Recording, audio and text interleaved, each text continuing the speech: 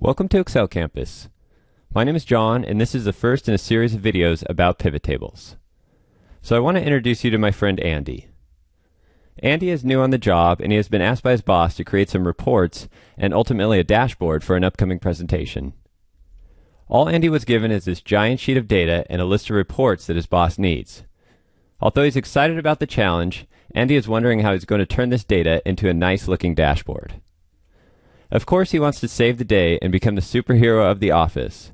So what Andy really needs is to learn how to use pivot tables. In this video series, I'm going to show you how we're going to solve Andy's problem. We're going to take this sheet of data and turn it into a nice-looking interactive dashboard using pivot tables and pivot charts.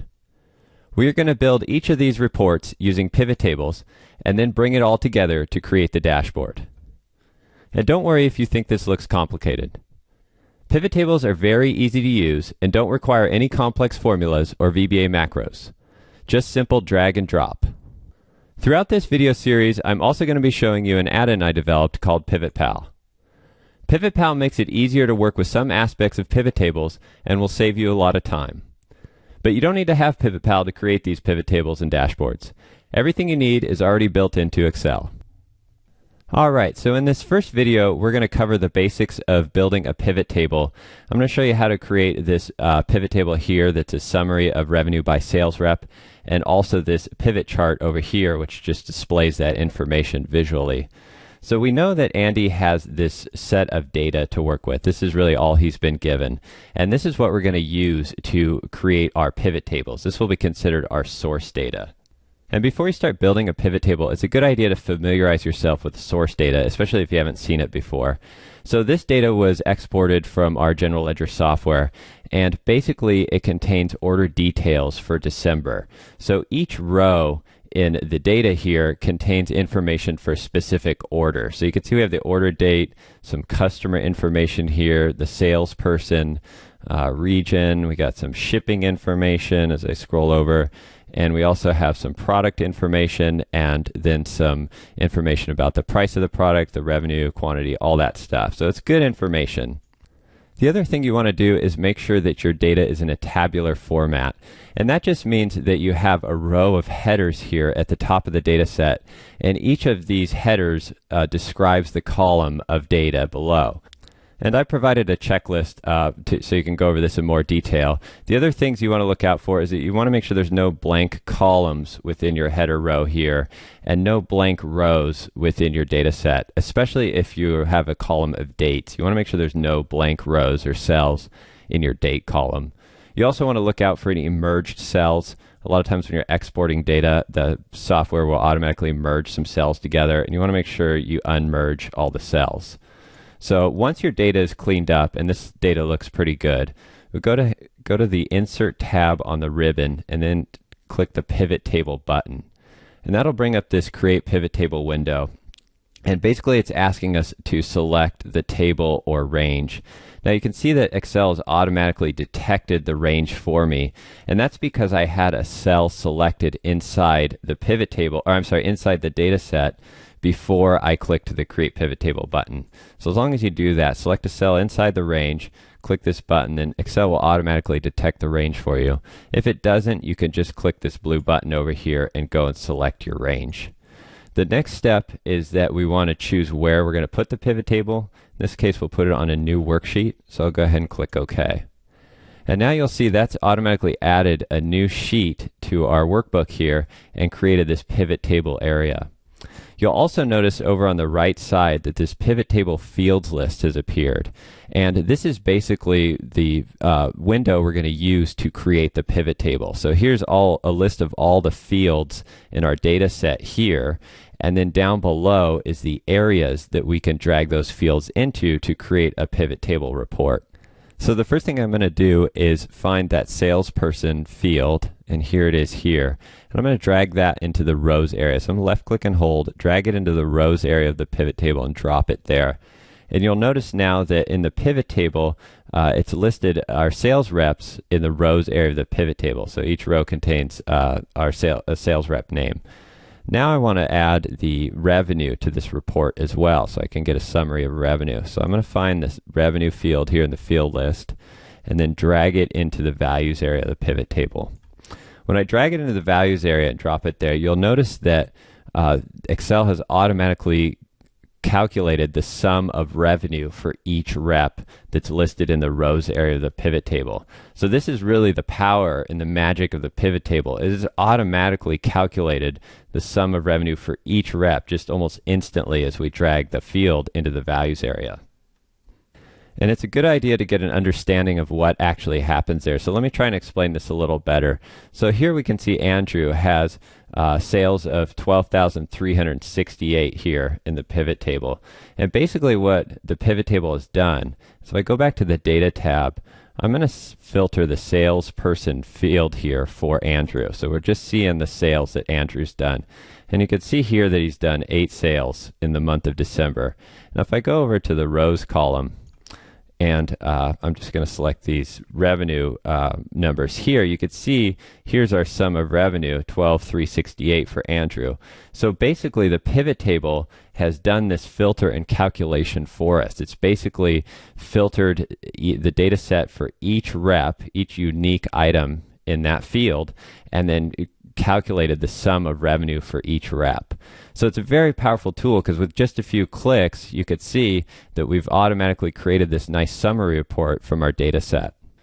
And I also have a pivot table diagram here that just kind of shows you where each of these areas are within a standard pivot table. So you can see this is kind of a standard looking report. We have our sales rep here on the left side. We have quarters across the top, and then the sum of revenue here in the middle section. And up here we have the year, a filter for the year. So these are basically the different areas that you could drag fields into in the pivot table, and each of them displays information a little differently. So throughout this video series, I'll explain how each of these areas within the pivot table works. Okay, so let's continue building out our pivot table.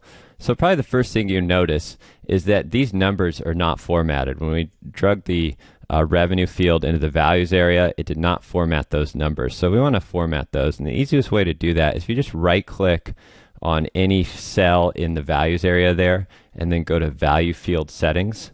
That'll bring up this value field settings for the revenue field, sum of revenue. And we're going to click on the number format button. That'll bring up the format cells dialog. This one you're probably familiar with. I'm just going to choose currency, no decimals, click OK, and then click OK here. And you can see now that our numbers are formatted and they look a little nicer. The next thing I'm going to do is sort this information. So I want to put the top performing rep at the top of the list here. So basically, I'm just going to select any cell in the values area and right click and then go to sort and sort largest to smallest. And now that's sorted our list here from largest to smallest. So we can see our top performing rep, which is Nancy, at the top of the list, and then our bottom performing rep, which is Jan, down at the bottom. So this now gives us some really good information. We can kind of see who's doing well and maybe who struggled this month or for some reason didn't do as well. And I'm more of a visual person, so I want to see this information in a chart as well. So as long as I have any cell selected in the pivot table, you can go up to the Analyze tab or the Options tab and click Pivot Chart. And that'll bring up this chart window, and I'm going to insert a bar chart and click OK. So now we've automatically created a bar chart here that it just allows us to visualize this information. And I'm going to quickly show you how we can clean this up, because the default chart formatting out of the box it's kind of ugly, honestly. So we're going to clean this up a bit. So the first thing I typically do is just hide all these field buttons. These field buttons allow you to apply filters, but we don't really need that for our dashboard. So I'm going to hide those. You'll also notice that these names here are in the opposite order of what they are here on the pivot table. So we need to reverse the order of this. So I'm going to right click here, go to Format Access. That'll bring up this Format Access window. It looks a little different in Excel 2010, but the options are the same. We go to Access Options, and then I'm going to check this box, Categories in Reverse Order. And that's going to reverse the order of these categories here so they match what's on the page. I'm going to close that.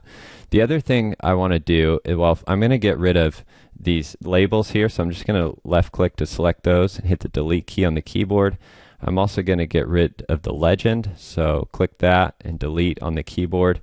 and I want to get rid of these vertical lines. So I'm going to left click on those, delete, and then I also want to add some labels here. So in Excel 2013, you can just click on this plus button, go to data labels. That'll add our data labels there.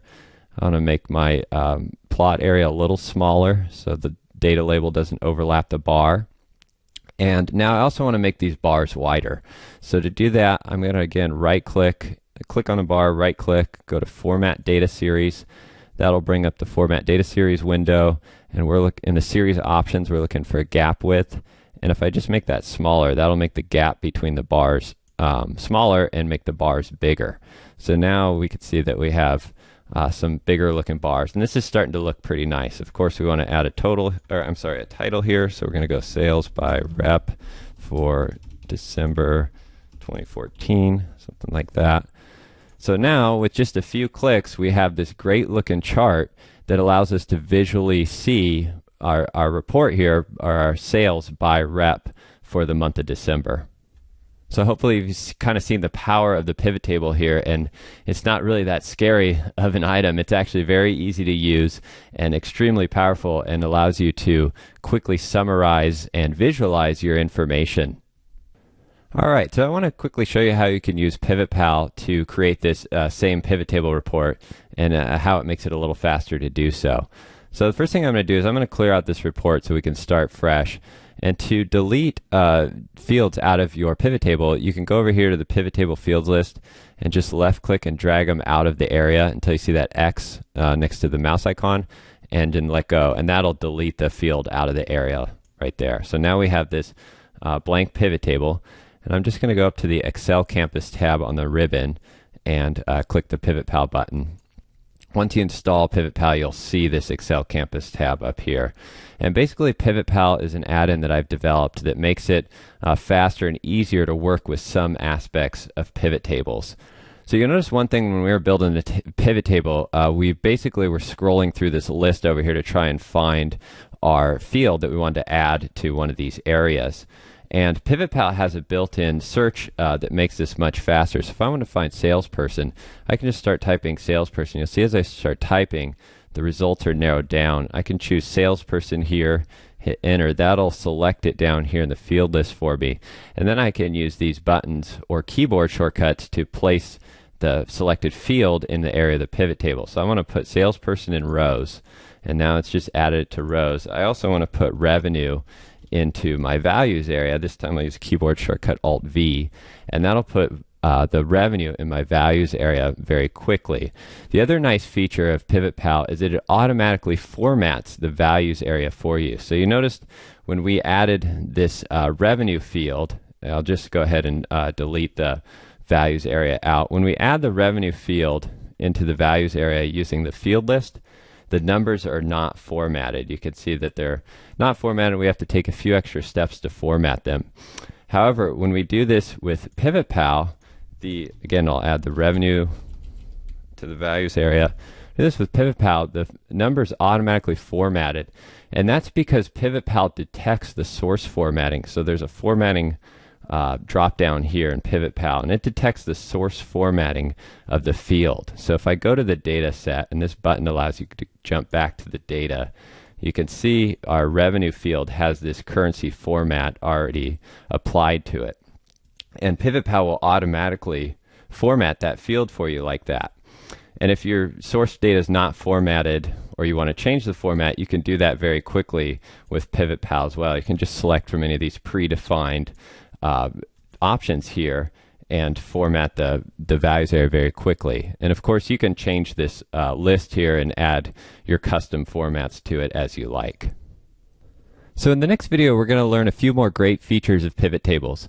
We're going to take a look at some of the different calculation types, and also how to add more data to your data set and apply filters and a whole lot more. So as you can see, Andy's pretty excited about pivot tables, and I hope you are too. But I'd love to know what you think. So please leave a comment below with any questions or suggestions. Thanks again for watching, and I'll see you soon.